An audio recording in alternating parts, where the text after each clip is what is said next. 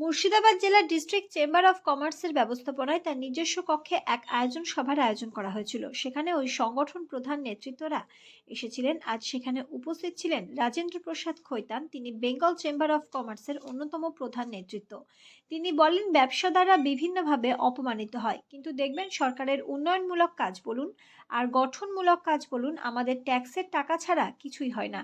কোথাও যদি সভা সমিতি বা আলোচনা সভা হয়ে থাকে, সেখানে ব্যবসায়ীদের নাম দেওয়া হয় না, তাদের স্থান সবসময় থাকে নিচে। তাই আমরা নেতাজি সুভাষচন্দ্র বসুর দেশের লোক কেন অপমানিত হবেন? মুর্শিদাবাদ জেলা বড় শিল্প নগরী হতে পারে, কারণ এই জেলায় শিল্পের সব রকম পরিবেশ আছে। যেমন বহরমপুর শহর 34 নম্বর জাতীয় সড়ক, বহরমপুর শহরের উপর দিয়ে গেছে ভাগীরথীর মতন এক নদী। তাছাড়াও ফারাক্কার নদী আছে, বাবলা নদী আছে, ময়ূরাক্ষী আছে। সব সমৃদ্ধ নদীগুলো এই জেলার উপর দিয়েই গেছে। তাছাড়া রেলপথ আরও সমৃদ্ধি করেছে। কম পয়সা লেবার, দক্ষ লেবার পাওয়া যায়। যারা এই মুহূর্তে গোটা বিশ্বের সমুদয় আদায় করছে, ওই লেবারের আবার একটু আমাদের চিন্তা ভাবনার অভাব।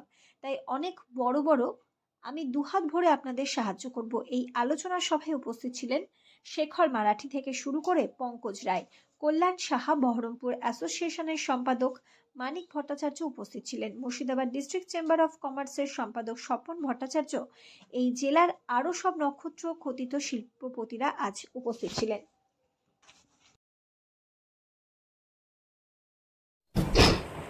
যদি আগ্রহ না থাকতো আপনারা যে বলছেন, তাহলে এত দূর থেকে আমি আসতাম না। সমস্যা আপনাদের ওখানে যাওয়া উচিত, কিন্তু আমি এসেছি এখানে।